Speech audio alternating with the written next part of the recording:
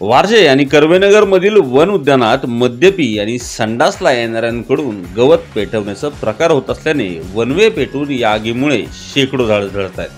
त्यामुळे या घटना घडू नये म्हणून वन विभागाने लक्ष देणं गरजेचं आहे। उद्यानामध्ये या भागातील अनेक नागरिक सकाळी फिरायला जात असतात। नागरिकांना फिरण्यासाठी आणि बसण्यासाठी वन विभागाने येथे व्यवस्था देखील केली आहे। त्यासाठी प्राथमिक दर्शनी कोट्यावधींच्या निधीचा वन विभागाने कोळसा केला आहे।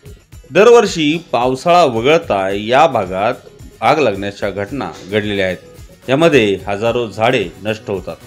दरवर्षी हा प्रकार घडत असूनही वन विभाग याची दखल घेत नाही। त्याचे कारण काय असा सवाल नागरिक करताना दिसत आहेत। यामागे आर्थिक दृष्टिकोन तर नाही ना, असाही सवाल नागरिकांनी उपस्थित करताना यामागे फार मोठा भ्रष्टाचार लपला असण्याची शक्यता देखील नागरिकांनी वर्तवली। त्यामुळे या भ्रष्टाचाराचा कोळसा वन विभाग आपल्या घरच्या चुली पेटवण्यासाठी वापरतोय का, हे देखील पाहणं तितकंच महत्त्वाचं ठरणार आहे। आणि जे झाडं वगैरे जाळतात तिथं म्हणजे त्याच्यावरती पण थोडंसं त्यांनी लक्ष द्यावं, ही त्यांना आपण मागणी केली आहे।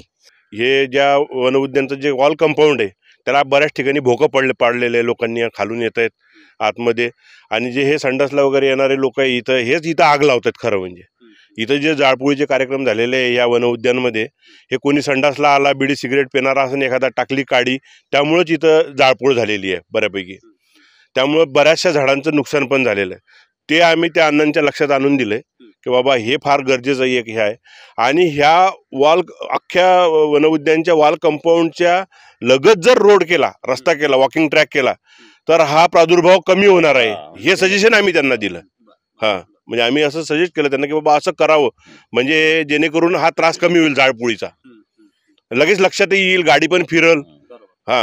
ते एक सांगितलंय। आणि झाडं 24 तास पाण्याची सोयची मागणी तर आहेच इथे आमची।